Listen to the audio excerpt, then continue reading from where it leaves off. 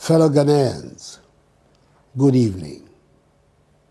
5 days ago, on 6th March, at the Baba Yara Sports Stadium in Kumasi, on the occasion of our nation's 63rd Independence Anniversary celebration, I gave an update on the measures put in by government in response to the novel coronavirus disease, which has so far affected some 118,000 people across the world, resulted in the deaths of some 4,000 persons, and is wreaking havoc on the global economy.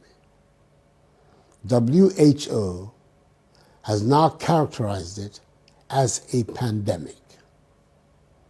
Prior to the address on 6th March, I visited the Kotoka International Airport in Accra, isolation and treatment centers of the Tema General Hospital and the Rich Hospital in Accra, to see at first hand part of our state of readiness to deal with the virus, should any suspected case be recorded on our shores. The continuous monitoring of the pandemic has revealed a number of significant developments which require that the nation be brought up to speed on some additional measures we have to take to shore up our response mechanism. Fellow Ghanaians, as you may have heard in the news, Burkina Faso, our northern neighbor, has confirmed her first 2 cases of coronavirus infections. Togo to our east has 1 confirmed case, and Côte d'Ivoire to our west also has 1 confirmed case. Several countries in Europe, like Italy, where we have quite a large population of Ghanaians, have, as a result of the surge in infections, escalated dramatically their response to the outbreak. Thus far, our points of entry, such as our airports and land borders, continue to show satisfactory preparedness to screen all entrants into Ghana. The Ministry of Health has designated a quarantine facility that can hold infected persons, whilst regional hospitals are preparing isolation centers for holding suspected cases. Our country's 2 main research institutions, the Noguchi Memorial Institute and the Kumasi Center for Collaborative Research, which have the capacity to investigate and confirm or otherwise suspected cases of coronavirus infections, have been very supportive in this regard. So far, they have found that the 57 suspected cases, as of today, Wednesday, 11th March, have proved negative. However, it is imperative that we step up our preparedness to ensure that beyond these initial satisfactory measures, we adopt a whole-of-Ghana approach in adequately preparing for a possible hit within our borders.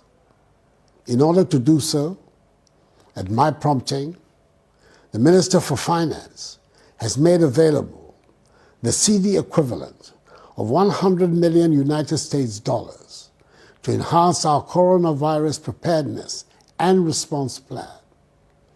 That is to fund the expansion of infrastructure, purchase of materials and equipment, and public education. I have, as of yesterday, ordered the suspension of all international travels by public officials, except for critical assignments, which will have to be authorized by the Chief of Staff at the Office of the President. All public officials are to remain within the jurisdiction until further notice. Video conferencing facilities and other technological tools are to be utilized whenever possible for international engagements. I've also instructed further enhancements of the protocols for inbound traffic from already affected countries. Fellow Ghanaians, all of us should, as much as possible, desist from all foreign travels, except the most critical ones, until there's a grip on the virus. The Ministry of Information is leading a nationwide public education campaign on preventive measures that we must all observe to ensure that we're able to control the spread of infections should we record any infections in the country, which mercifully, so far, we have not, but which, by the law of averages, we shall. For the time being, a weekly update on the situation will be provided by the ministry. There will be more frequent updates should the need arise. I want to reiterate, as I indicated on 6th March, and as the Ministry of Health has advised, that we have to revisit our custom of shaking hands and stop doing so completely. And we must cover our mouths when we cough or sneeze. This fight, fellow Ghanaians, cannot be that of government alone. It is for all of us. I urge the media to join this cause fully and help disseminate effectively information on the do's and don'ts of the disease. The information to be put out, however, must be that approved by health authorities and not just from any piece of literature found on the internet, as false materials are already being spread from other jurisdictions. I appeal to civil society organizations, schools, universities, faith-based organizations, and places which harbor large gatherings, such as classrooms, lecture halls, meetings, parties, and funerals, to put in place mechanisms to caution and assist patrons on basic preventive measures. I was encouraged to note that the 2 well-attended funerals I participated in over the weekend in Ashanti, people were observing the injunction against shaking hands. All of us need to adjust. Let us continue to observe the basic preventive behavior, i.e. washing our hands regularly, using alcohol-based sanitizers, stopping shaking hands, and avoiding unnecessary close body contact. Government is analyzing the potential impact to our economy of the virus and will trigger the relevant response to minimize it. We've begun to engage with the domestic pharmaceutical industry to assist in producing as much of the logistics required to prevent and combat the virus as is possible under the circumstances.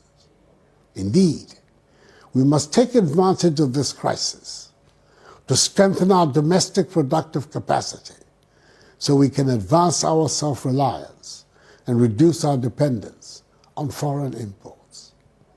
Necessity, they say, is the mother of invention. We're grateful to the World Health Organization, WHO, the World Bank, the International Monetary Fund, and Friends of Ghana for the assistance they have so far provided and for the pledges made in support of our fight. We shall continue to work with them to defeat the spread of the virus. I'm confident that together, with all hands on deck, we'll be successful in weathering this storm. May God bless us all and our homeland Ghana and make her great and strong. I thank you for your attention.